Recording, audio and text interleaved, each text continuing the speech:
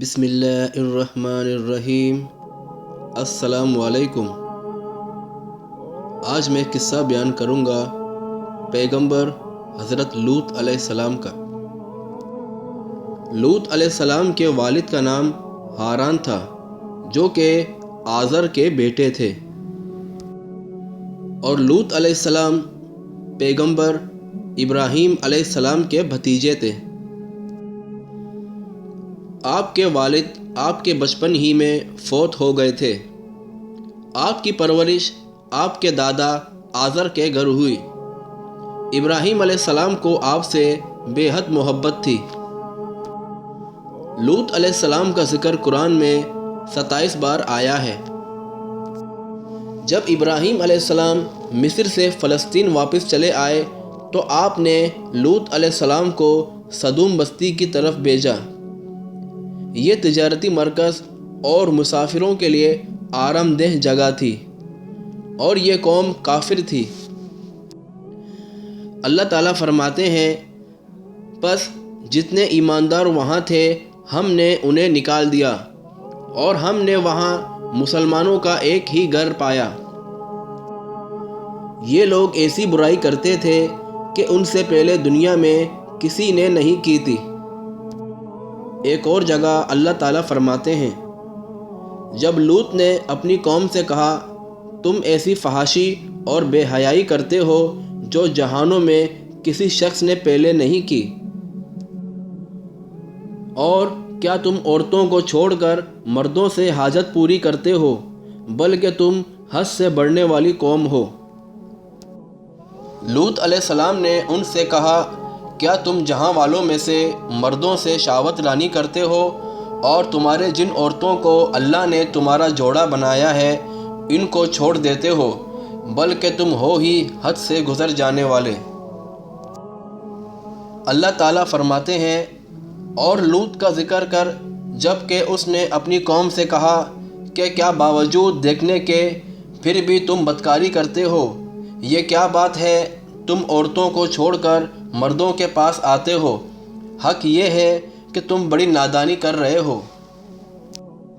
اللہ تعالیٰ نے اس قوم کا زیادہ ذکر کیا ہے، انہیں جاہل، کافر، مجرم اور حد سے بڑھنے والا کہا ہے۔ یہ تمام برائیاں ان میں موجود تھیں۔ اور اللہ تعالیٰ فرماتے ہیں، اور لوط کو یاد کرو جب اس نے اپنی قوم سے کہا، تم ایسی فحاشی کرتے ہو کہ تم سے پہلے کسی نے نہیں کی، کیا تم مردوں کے پاس یہ بدفعلی کے لیے آتے ہو، اور راستوں میں ڈاکے ڈالتے ہو، اور مجالس میں نہایت برے کام کرتے ہو۔ یہ لوگ بھری مجلس میں برے کام کرتے تھے، مثلاً سب کی موجودگی میں زوردار آواز میں ہوا خارج کرتے تھے، پھر اپنی اس حرکت پر ہنستے تھے، اور تمام برائیاں ان میں موجود تھیں۔ لوط علیہ السلام ان کو ہر دفعہ سمجھاتے رہے، وہ آپ کو جھٹلاتے رہے۔ اللہ تعالیٰ فرماتے ہیں، قوم لوط نے پیغمبر کو جھٹلایا، جب کہ ان کے بھائی لوط نے ان سے کہا کہ تم اللہ کا خوف نہیں رکھتے، میں بلا شبہ تمہاری طرف امانت والا پیغمبر ہوں، اللہ سے ڈرو اور میری اطاعت کرو، اور اس کام پر میں تم سے کوئی اجرت نہیں چاہتا، میرا اجر صرف اللہ تعالیٰ کے پاس ہے۔ لوط علیہ السلام دعوت دیتے رہے۔ ایک اور جگہ اللہ تعالیٰ فرماتے ہیں، بس اس قوم کا جواب یہی ہوتا کہ اللہ کا عذاب لے آ اگر تو سچا ہے۔ اور قوم عاد اور قوم ثمود نے بھی یہی جواب دیا تھا۔ اللہ تعالیٰ فرماتے ہیں، لوط نے انہیں ہماری پکڑ سے ڈرایا، انہوں نے کہا، اے میری قوم، اللہ کی پکڑ اور عذاب سے بچ جاؤ، اس کی لاٹھی بے آواز ہے، لیکن وہ ڈرانے والوں سے بھی جھگڑا کرتے رہے۔ ایک اور جگہ اللہ تعالیٰ فرماتے ہیں، اور ان کی قوم سے جواب نہ بن سکا، اور آپس میں کہنے لگے کہ ان لوگوں کو بستی سے نکال دو، یہ پاک باز بننے کی کوشش کرتے ہیں۔ اور لوط علیہ السلام اور ان کی بیٹیوں کے علاوہ وہاں کوئی شخص پاک نہ تھا، سب کے سب غلاظت میں ڈوبے ہوئے تھے، اور انہوں نے لوط علیہ السلام کو اپنی بستی سے نکالنے کا فیصلہ کیا اور کہنے لگے، اے لوط، اگر تو اپنے اس وعظ و نصیحت سے باز نہ آیا تو ضرور تجھے نکال دیا جائے گا۔ اور لوط علیہ السلام نے فرمایا، میں بھی تمہارے اس گھناؤنے عمل سے بیزار ہو چکا ہوں۔ اور لوط علیہ السلام وہاں سے گئے اور اللہ سے دعا کی، اے میرے پروردگار، مجھے اور میرے اہل کو ان کے عمل سے بچا لے اور نجات عطا فرما۔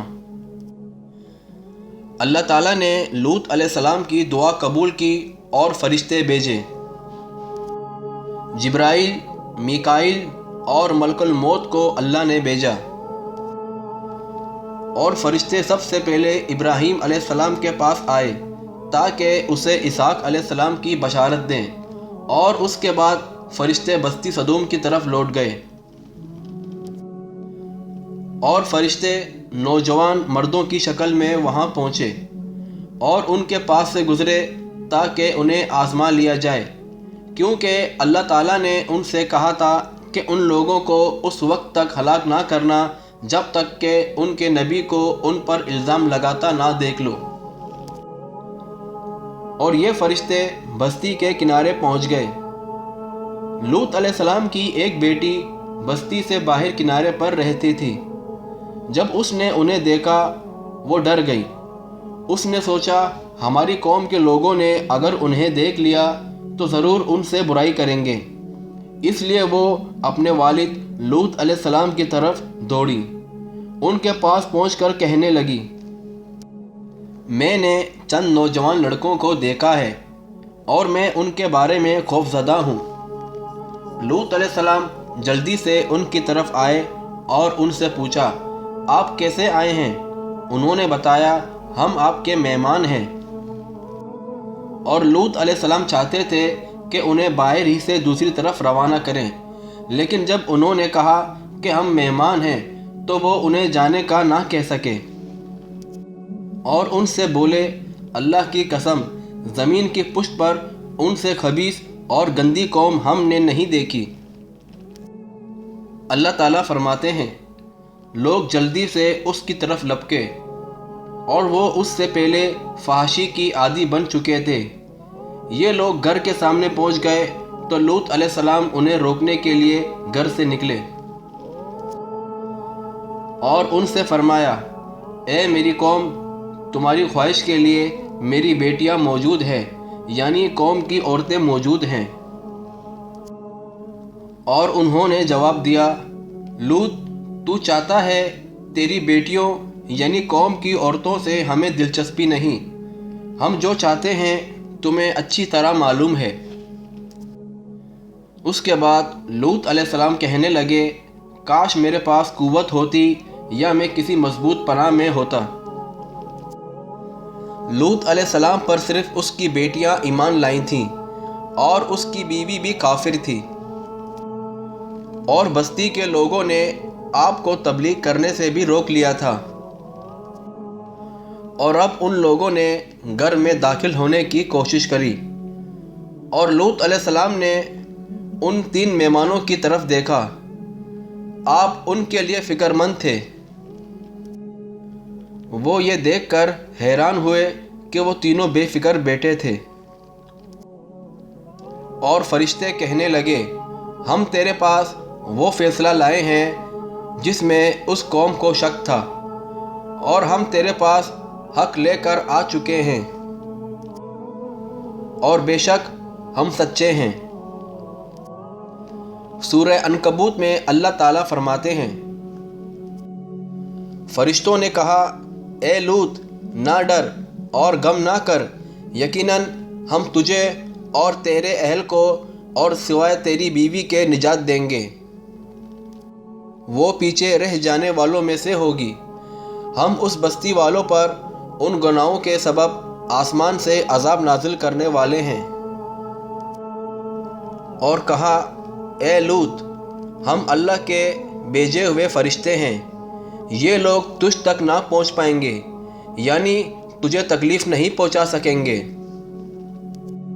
پھر ان میں سے ایک شخص نے اندر داخل ہونے کی کوشش کی۔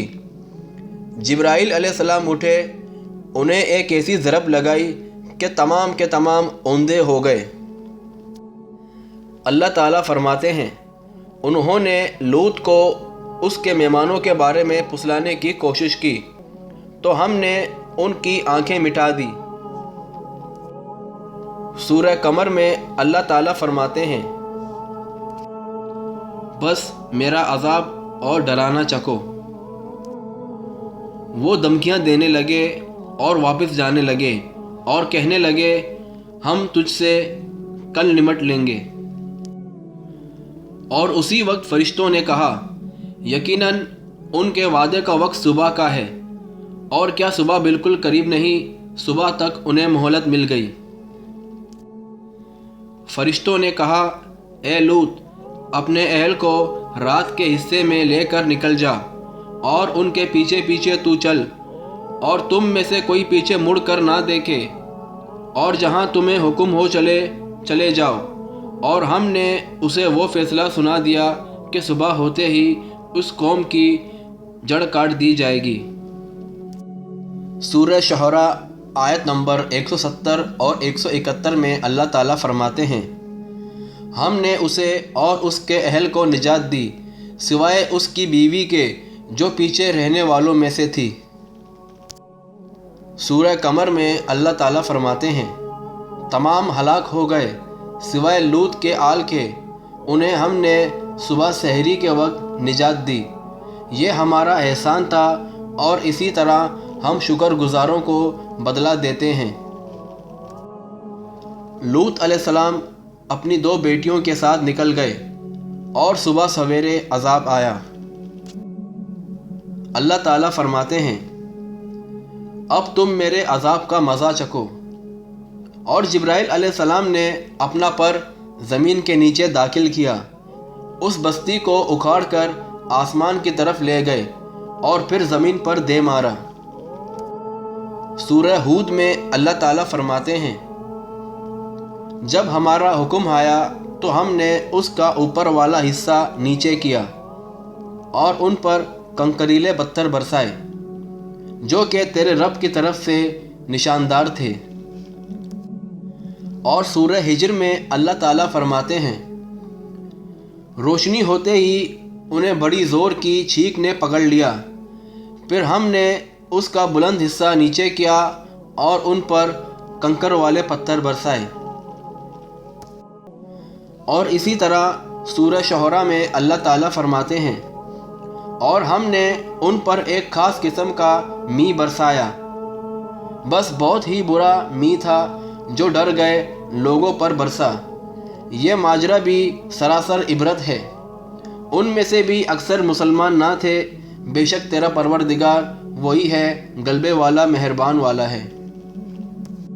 سورہ نجم میں اللہ تعالیٰ فرماتے ہیں، اور اس نے الٹائی ہوئی بستیاں گرا دی، پھر اس کو اس چیز سے ڈھانپا، ان پر پتھر کی بارش برسائی۔ اس طرح یہ بستی تہس نہس ہو گئی اور اس کے نشانات قیامت تک کے دن کے لیے چھوڑ دیے گئے۔ ان نشانات کو اس لیے باقی چھوڑا گیا کہ تمام لوگ اسے دیکھ کر عبرت حاصل کریں۔ اور یہ تھا پیغمبر لوط علیہ السلام کا